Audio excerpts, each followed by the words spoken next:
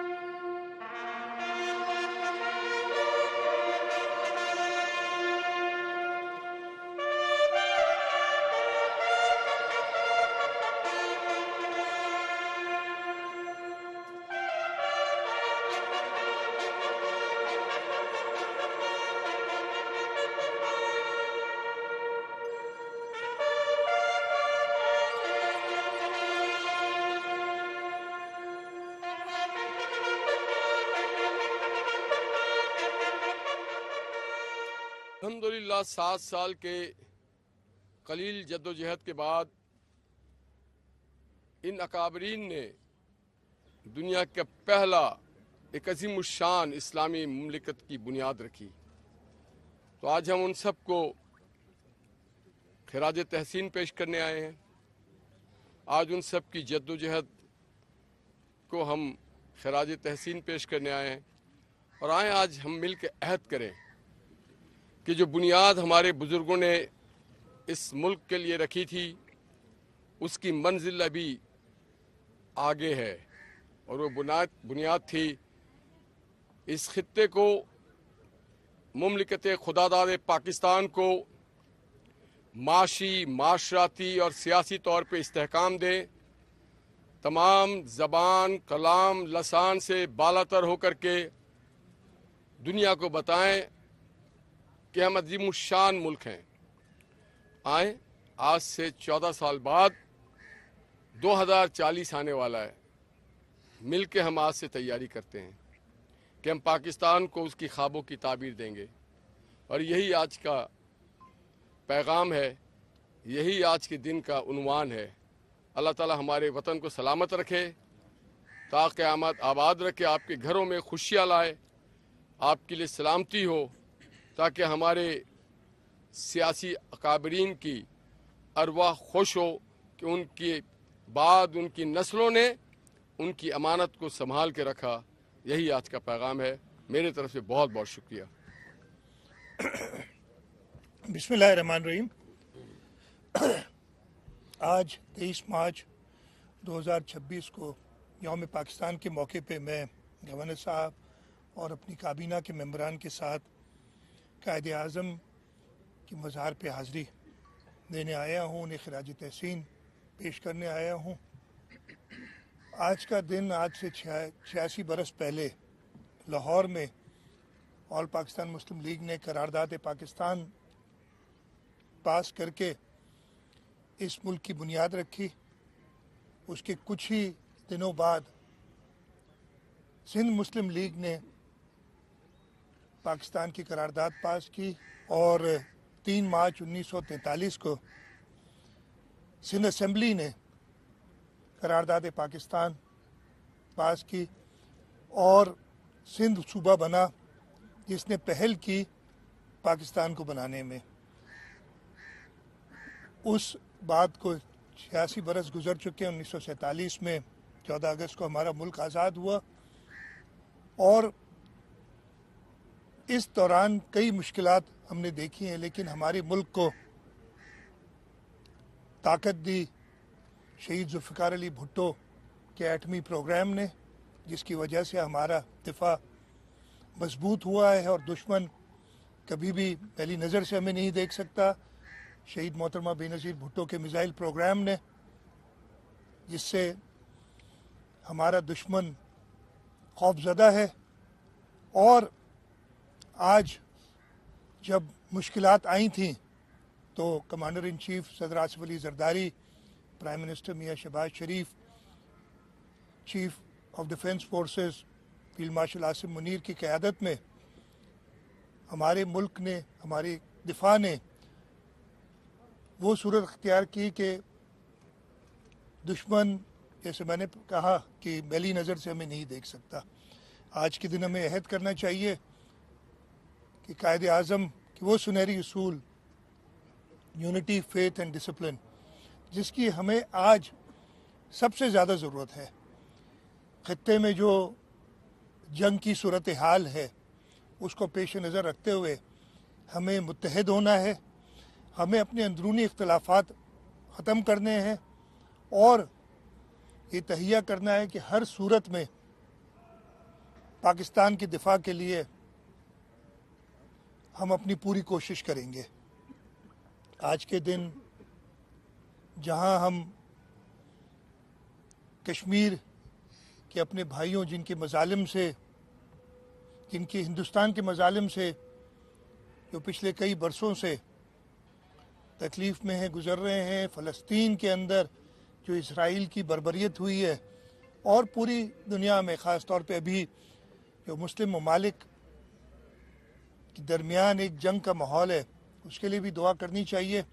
और मुस्लिम ममालिक के लीडरान को ये तहिया करना चाहिए कि वो इस जंग के माहौल को जल्द ख़त्म करें। इसलिए इससे किसी भी सूरत में इस खित्ते का या आलम इस्लाम को कोई फ़ायदा नहीं है।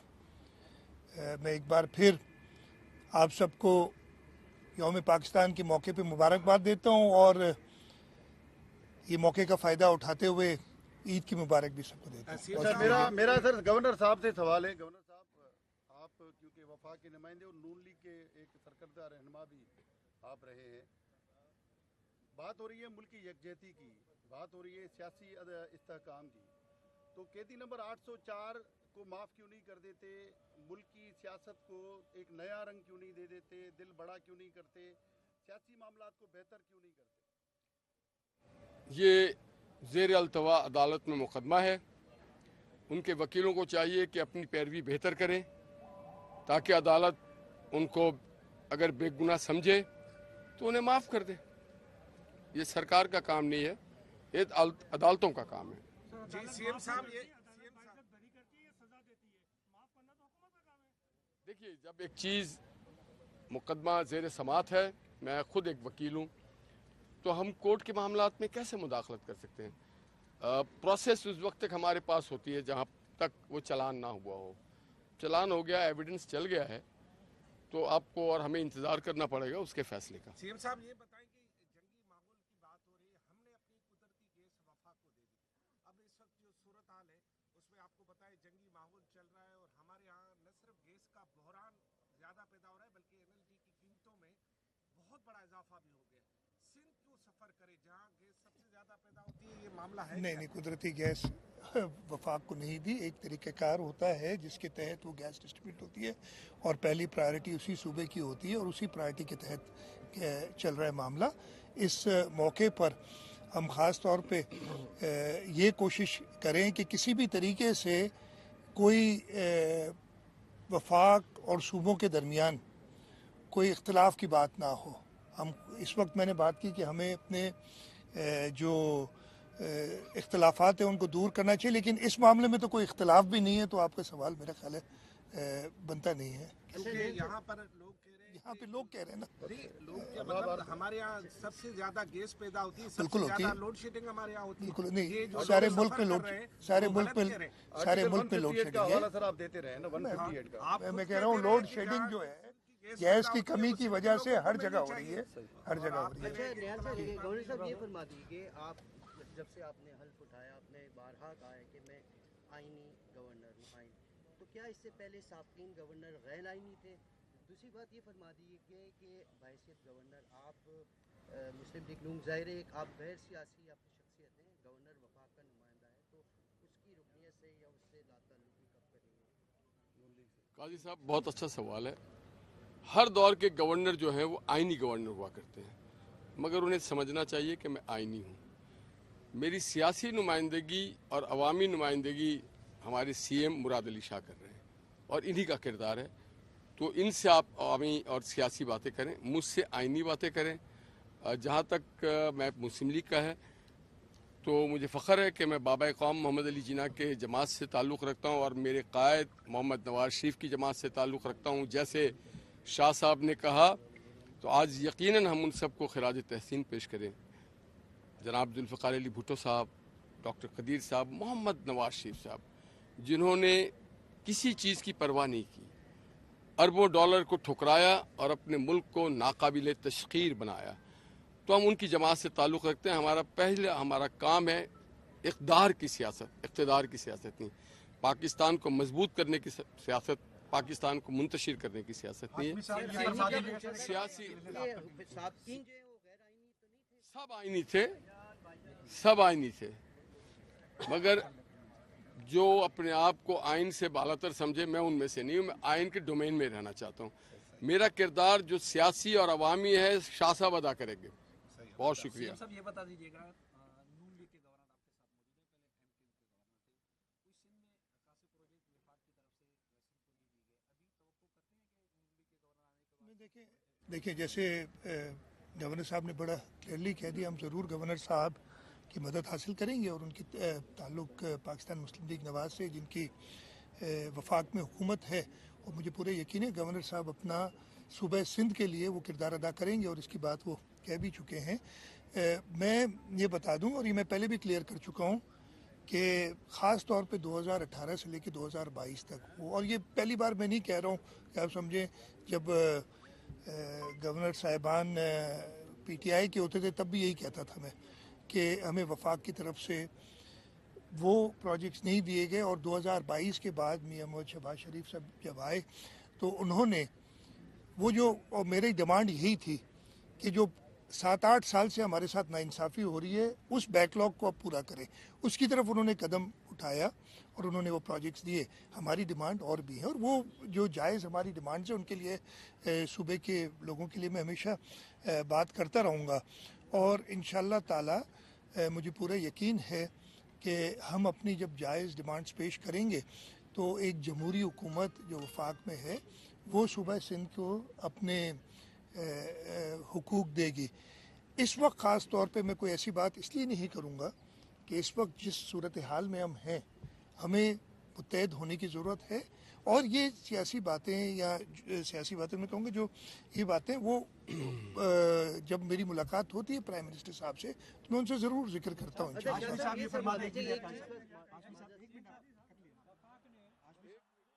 ایک آدمی کر لے جو بھی. ہاں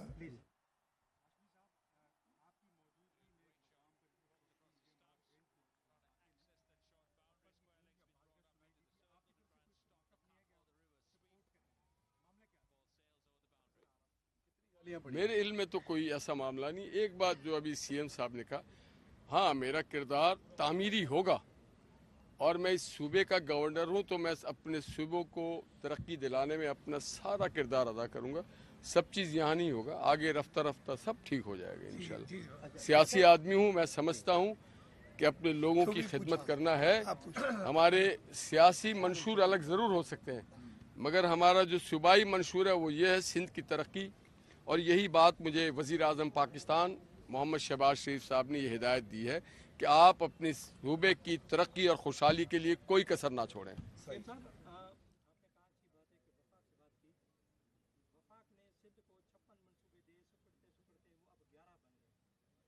کی بھی جو انہوں نے اب تک 6 ماہ گزر چکے ہیں، آدھا سال ہو گیا، اس میں بھی کوئی 17-18% انہوں نے جاری کیا. کیا اس سلسلے میں نہیں ہو سکتا، کیونکہ آپ پہلے خط بھی لکھ چکے ہیں کہ جی جو NHA کے منصوبے اتنے ہیں کہ وہ گلگت بلتستان یا ایون کشمیر سے بھی کم سندھ کو دیا گیا. اس سلسلے میں آپ نہیں سمجھتے؟ میں تو ابھی میں آپ کو کہوں کہ ہر موقع پہ ہر فورم پہ یہ بات میں کرتا رہا ہوں، لیکن اس وقت اس بات کو زیادہ बताना मुनासिब नहीं। मैं बड़े हर फोरम्स में कर चुका हूँ और इसी वजह से कुछ लोगों को नापसंदीदा भी कुछ लोगों का होता हूँ कि ऐसे फोरम से बात कर लेता हूँ। सो वो आप जानते हैं जो मंसूबे, और मैं फिर से कहूँगा कि मैं मियाँ शहबाज शरीफ का शुक्रगुजार हूँ कि 2022, 23 और 24 में वो मंसूबे जो ख़त्म कर दिए गए थे उनको दोबारा रिवाइव भी किया, उनके लिए मुनासिब रकम भी रखी। मैं ये नहीं कहूँगा कि जो हमारी डिमांड है वो पूरी हुई है लेकिन ये ज़रूर कहूँगा कि मुनासिब रकम रखी है और इंशाअल्लाह ताला आगे भी सिंध के तरक्याती मंसूबों के लिए वही जंग चलती रहेगी। इस वक्त जो माहौल है उसमें कोई ऐसी एडिशनल डिमांड करना, वो बजट का टाइम आएगा और हम सूरत हाल देखते हुए ज़रूर अपने सूबे के लिए आएंगे। इसमें मैं एक ऐड कर दूं कि पहले शाह साहब अकेले आपकी जंग लड़ रहे थे तरक्की और खुशहाली की, अब हम मिल के लड़ेंगे। Pakistan Muslim League Nawaz under the leadership of Nawaz Sharif and prime minister Shahbaz Sharif, हम दोनों मिल के आपके हक और आपकी जद्दोजहद की बात करेंगे। अच्छा शाह साहब, अब ज़ाहिर है कमिंग बजट आने वाला है, तो अब ये जो माहौल भी चल रहा है, क्या खसारे का बजट ज़ाहिर है लाजमी तौर पे उसमें आपको मुश्किलात होंगी, उसमें NFC की कटौती भी है, तमाम चीज़ें, उसको कैसे मेकअप करेंगे? ये देखें, इस पे बातचीत चल रही है और इस सिलसिले में वफाक के साथ चारों सूबों की मीटिंग्स अगले कुछ दिनों में भी एक मीटिंग होनी है जो कि इन चीज़ों पे नज़र रखेगी। और इस ख़ास तौर पे इस जंग के माहौल में जब मैं सिर्फ ये कहूँगा कि हम सब ने मिल के, वफाक ने, सूबों ने, इस मुल्क के लोगों ने, हर लेवल पे पॉलिटिकल पार्टीज़ ने अपना अपना हिस्सा डालना है। अगर हम कायदे आज़म के पहले उसूल यानी यूनिटी पे अमल दरामद नहीं करेंगे तो हम कायदे आज़म का जो ख्वाब है, जो कायदे आज़म ने पाकिस्तान के लिए जद्दोजहद की है, उसको नुकसान पहुँचा रहे हैं। अच्छा, तो हम इंशाअल्लाह ताला सूरत हाल को देखते हुए फैसले करेंगे, लेकिन ये आप यकीन रखें कि सूबों के हकूक़ पे, सूबा सिंध के हक पे कभी मैं कोई कॉम्प्रोमाइज़ नहीं करूँगा और गवर्नर साहब भी कह रहे हैं हम कॉम्प्रोमाइज़ नहीं करेंगे। माहौल को देखते हुए, हालात को देखते हुए इस मुल्क को मुत्तहद रखने में, इस मुल्क की फलाह बहबूद के लिए अपना हिस्सा भी डालेंगे और अपना हक भी लेंगे। गवर्नर साहब ये बताएं कि क्या आप भी सिंध तोड़ने की बात करेंगे? इससे पहले जो गवर्नर थे उन्होंने गवर्नर हाउस में ऐसा कुछ किया जिससे सिंध के अवाम ने बड़ा रद्द अमल जाहिर किया। आप भी उसी नक्शे कदम पे हैं या आप हम पाकिस्तान और सिंध, जैसे CM साहब ने कहा कि सिंध असेंबली ने पाकिस्तान के लिए पहली करारदाद पास की थी, तो जो असेंबली पाकिस्तान की करारदाद पास करे उसको अल्लाह और तरक्की दे, खुशहाली दे, उसके लोगों को दे, खुशहाली दे। आपको लिए आज का यही पैगाम। Thank you.